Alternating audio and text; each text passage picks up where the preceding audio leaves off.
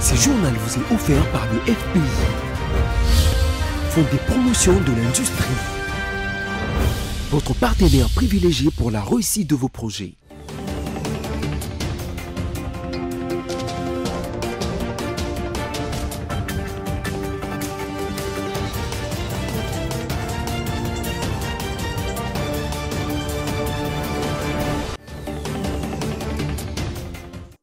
Bienvenue à tous à ce nouveau numéro du journal sur BSC TV. En voici le sommaire.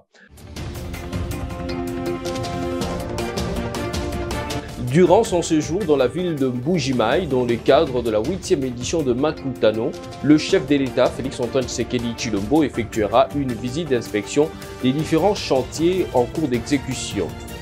L'hôpital général des références de Bunia en Ituri dispose désormais de 3 bâtiments modernes construits sur financement de l'Union européenne. Encore une fois de plus, bienvenue à tous. Débuté lundi 24 octobre à Kinshasa, c'est ce jeudi que le forum Makutano s'est clôture en Mbuji-Mayi dans la province du Kasaï oriental. La cérémonie de clôture s'est déroulée en présence du président de la République, Félix-Antoine Tshisekedi Tshilombo, et durant ce séjour dans la ville du Diamant, le chef de l'État va effectuer une visite d'inspection des différents chantiers en cours d'exécution. Ces travaux sont pour la plupart en état de finition. La presse présidentielle pour plus de commentaires. Des grands travaux d'infrastructures de base de grande envergure s'exécutent en province dans le cadre du programme de développement de la RDC, conformément à la vision du chef de l'État Félix-Antoine Tshisekedi Tshilombo. Mbuji-Mayi au Kasaï oriental voit ses principales artères modernisées, le cas notamment de l'avenue Lumumba, jadis en dégradation très avancée, qui vient de connaître de grands travaux de rénovation à la grande satisfaction des usagers de cette route reliant plusieurs communes, notamment celles de Mouya et de Djoulou. Dans le domaine de l'éducation, l'université officielle de Mbuji-Mayi sera dotée de nouveaux bâtiments qui sortent du sol. Les travaux exécutés par l'entreprise SRP Construction consistent en la construction des auditoires et des hommes des étudiants de l'UM qui vit la situation des locataires depuis des lustres. Le directeur de cabinet adjoint du chef de l'État en charge du progrès social, Olivier Mondongue, a visité le chantier. Il a échangé avec les responsables de l'entreprise sur les voies et moyens de réaliser les travaux dans les délais requis. Éducation nationale toujours parmi les écoles réhabilitées et modernisé en Mbuji-Mayi, l'on épingle notamment le complexe scolaire Kalenda Mudishi qui a été astreint à des travaux de rénovation en profondeur, des travaux qui sont à 85% d'exécution. Et puis, le Premier ministre Jean-Michel Sama-Lukonde-Kenge a présidé mercredi dernier la réunion hebdomadaire du comité de conjoncture économique à la primature y ont pris part les ministres d'État en charge du plan, le ministre d'État en charge du budget, le ministre des Finances, celui du commerce extérieur ainsi que la vice-ministre des Finances et la gouverneure de la Banque centrale du Congo. Sur la conduite du Premier ministre, donc, nous avons fait l'examen de la situation économique, la conjoncture économique du pays. Nous avons constaté qu'il y a quand même une très bonne tenue des finances publiques, notamment le taux de change reste aujourd'hui autour de 2012 francs congolais pour $1 à l'officiel et 2087 au parallèle.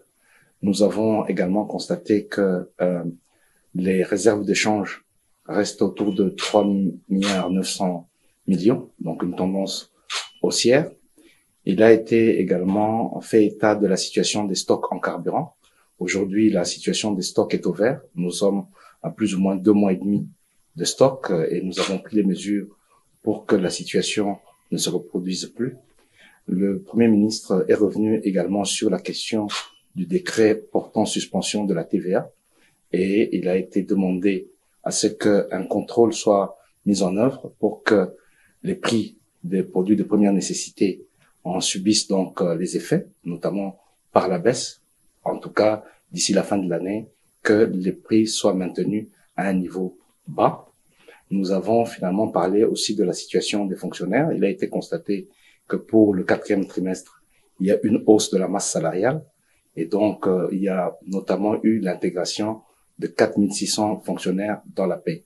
Il est également préparé, nous avons également préparé la Évoluons dans ce journal. Les députés nationaux ont voté à l'unanimité au cours de la plénière du mercredi le projet de loi modifiant et complétant les décrets du 30 janvier 1940 portant code pénal en matière de la prévention et la protection de la traite des personnes. Sur 293 députés présents dans la salle de congrès, 293 ont voté oui, aucun non et aucune abstention. Reportage. Les députés nationaux ont voté à l'unanimité au cours de la plénière du mercredi 26 octobre 2022 le projet de loi modifiant et complétant les décrets du 30 janvier 1940 portant code pénal en matière de la prévention et de la protection de la traite de personnes. Sur 293 députés présents dans la salle de congrès, 293 ont voté oui, aucun non et aucune abstention. Ce projet de loi consacre le caractère de la personne humaine, impose sur pied l'article 16 à l'État l'obligation de respecter et de protéger la personne humaine.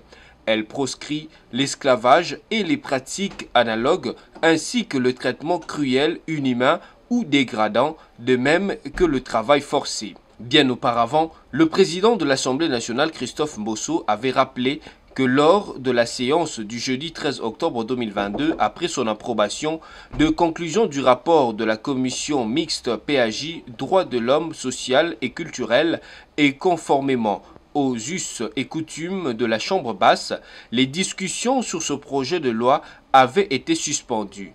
Dans cet ordre d'idées, un délai de 48 heures avait été accordé aux députés pour les dépôts des amendements et 5 jours à la commission pour leur examen. Au terme de ces délais, le cabinet du rapporteur n'a enregistré aucun amendement. Par conséquent, la plénière a procédé à l'examen de 4 articles que contient ce texte de loi, y compris son exposé de motifs. Après ce vote écrasant, ce projet de loi sera envoyé au Sénat pour la seconde lecture. Par ailleurs, les députés nationaux, Ados Ndombassi, est intervenu par motion d'information sur l'utilisation des mineurs dans les mines par le sujet étranger. Restons toujours dans les couloirs de l'Assemblée nationale, cette fois-ci pour vous dire que le premier vice-président de cette chambre, l'honorable professeur André Mbata Mangou, a reçu le même mercredi dans son cabinet de travail son Excellence Edras Kambale, ambassadeur de la RDC en République centrafricaine. Ces derniers est venu présenter ses civilités au premier vice-président depuis son élection à ce poste et le renforcement de la diplomatie parlementaire entre la RDC et la République centrafricaine était au menu. Je suis venu le féliciter depuis qu'il a été élevé à ses fonctions, mais aussi ce que je suis venu faire avec le premier vice-président Mbata, c'était dans le cadre de la diplomatie parlementaire. Il y a à Bangui, en Centrafrique, au sein de l'Assemblée nationale, un groupe d'amitié de députés avec la RDC, la République démocratique du Congo. Je suis venu l'informer qu'on est en train d'activer cette diplomatie parlementaire et que dans un avenir très très court, je ferai tout pour que ce groupe d'amitié de l'Assemblée nationale à Centrafrique viennent rencontrer les autorités parlementaires de la République démocratique du Congo. Allons en province cette fois-ci. Vous avez suivi au sommaire, l'hôpital général de référence de Bunia dispose désormais de 3 bâtiments modernes construits sous financement de l'Union européenne. Ces nouvelles infrastructures sanitaires vont améliorer les conditions de soins de malades. La cérémonie de la remise officielle aux autorités de la division provinciale de la santé a été présidée par le vice-gouverneur de l'Ituri, le commissaire divisionnaire à Longaboni, Benjamin. Image commentaire. L'administration militaire de l'Ituri et ses partenaires sont déterminés à améliorer le secteur sanitaire de la province. Désormais, l'hôpital général de référence de Bunia dispose de 3 bâtiments modernes pour abriter le service d'urgence de soins intensifs avec bloc opératoire, un bâtiment d'isolement et de la transfusion sanguine. Ces projets pilotés par MEMISA Belgique entrent dans le cadre de l'offre et du développement de l'accès aux soins de santé dans le contexte de la riposte contre Ebola et la Covid-19, précise le médecin coordonnateur de cette organisation en Ituri, Dr Lupemba Ouzine. Il s'agit essentiellement de permettre à la population de la province de bénéficier de soins de qualité, accessibles et à un coût abordable. Au nom des bénéficiaires, Dr Louis Choulou, médecin-chef de division provinciale de la santé de l'Ituri, estime que la dotation de ces infrastructures sanitaires va améliorer les conditions dans lesquelles les soins sont administrés aux malades. Les conditions d'hébergement des malades seront améliorées. Les conditions de réception des malades, c'est que par rapport au circuit, à peine il y a des cas d'urgence, l'ambulance s'arrête directement et on commence à soigner les malades. Nous pensons qu'avec ce système, le décès évitable seront réduits. Au vice-gouverneur de province, le commissaire divisionnaire Alonga Boni Benjamin, représentant l'autorité provinciale, de rendre un hommage mérité au chef de l'État, Félix Antoine Tshisekedi Tshilombo, qui met au centre de son programme d'action le volet santé. Les services de qualité ou les soins de qualité ne peuvent pas être faits dans la rue, dans des bâtiments qui contiennent des traces. Voilà pourquoi nous rendons un hommage au président de la République qui, dans le programme du gouvernement étant chef de l'exécutif, avait pensé à lancer la couverture de santé universelle. Que les bien portants soignent les malades. Réserver la maintenance quotidienne de ces infrastructures. Les aurons-nous plus tard? Ne savons pas. Mais un tient vaut que deux tuent loin. Notons que les travaux de construction de ces bâtiments ont été financés à hauteur de plus de 200 000 $ américains par l'Union européenne pendant 6 mois. L'ex-premier ministre britannique avait dit et le politicien devient un homme d'État quand il commence à penser à la prochaine génération plutôt qu'aux prochaines élections, une pensée qui s'applique au cas de la RDC où il y a guerre entre les politiciens au sujet des élections. Édito de la rédaction signé Sami Bossongo. Les guéguerres entre les politiciens au sujet des questions électorales, les uns glosant sur les processus électoraux et les autres rassurant pour la tenue des élections, invitant les premiers à s'y préparer plutôt qu'à poser des conditions, intriguent au plus haut point les analystes. Indéniable que le suffrage universel est essentiel à la démocratie et qu'il nous faut des élections. Pas de doute que les uns préparent la tricherie et que les autres veulent des assurances que ces élections seront régulières et transparentes. La culture électorale de la RDC étant encore à booster, tant au niveau des candidats qu'au niveau des électeurs, il se trouve une sagesse attribuée à Winston Churchill, homme d'État et écrivain britannique, membre du Parti conservateur, Premier ministre du Royaume-Uni, de mai 1940 à juillet 1945, puis d'octobre 1951 à avril 1955, qui peut aider les Congolais à reformer leur mentalité électorale. Selon ces Britanniques, le politicien devient un homme d'État quand il commence à penser à la prochaine génération plutôt qu'aux prochaines élections. Même s'il est à reconnaître qu'on ne peut bien penser et agir pour les générations futures que quand on a le pouvoir et les moyens de ces projets, un pouvoir qui ne s'acquiert qu'au terme des élections, un politicien qui ne pense qu'aux conditions de se maintenir au pouvoir ou de le conquérir par les élections, passant tout son temps à peaufiner des stratégies d'accès ou de maintien au pouvoir, apparaît comme un égocentrique qui n'a pas d'esprit républicain.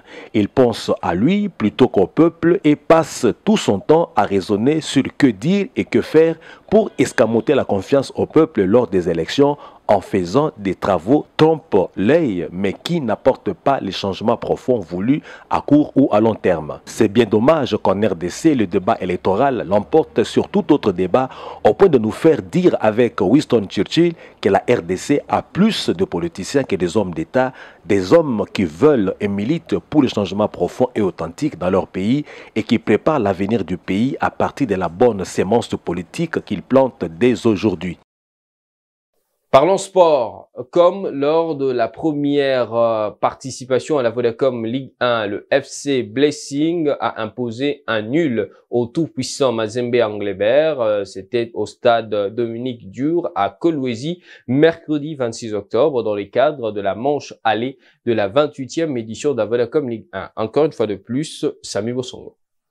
L'élan des victoires décrit par le tout-puissant Mazembe au terme de ses 2 premières sorties à cette phase allée de la 28e édition de la Vodacom Ligue 1 a été cassé mercredi 26 octobre au stade de Dominique Dur de Kolwezi où le club le plus titré de la RDC a été accroché par le club local de Blessing FC.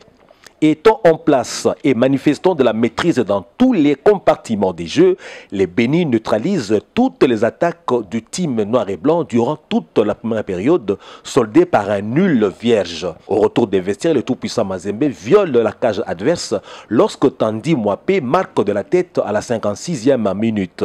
Mais c'est sans compter avec la hargne de faire échec à l'équipe visiteuse de la part de Blessing FC qui égalise peu après par Nganga Nsenga, entré en cours des jeux. Après tous les efforts du tout-puissant Mazembe, ne produiront rien. Un but pour chacune des équipes, ça sera le score définitif de la rencontre. Dans les classements provisoires, le Blessing FC se maintient à la tête avec 8 unités, plus 4 de différence de but après 5 sorties. Le tout-puissant Mazembe devient deuxième, fort de ses 7 points engagés, son goal average de plus 6 au terme de 3 rencontres, et Lubumbashi Sport est rétrogradé à la 3e place avec 7 points, une différence de but de plus 1 au bout des 4 duels. Dames et messieurs, voici le rappel du titre.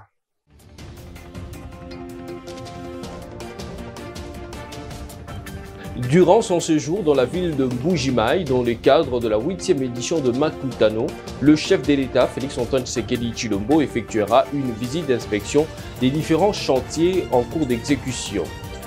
L'hôpital général des références de Bunia en Ituri dispose désormais de 3 bâtiments modernes construits sur financement de l'Union européenne. C'est par ici que s'achève le journal télévisé sur BSC TV. Merci de l'avoir suivi. Restez fidèles à nos programmes. On se retrouve la fois prochaine avec le même plaisir. Portez-vous bien. Au revoir.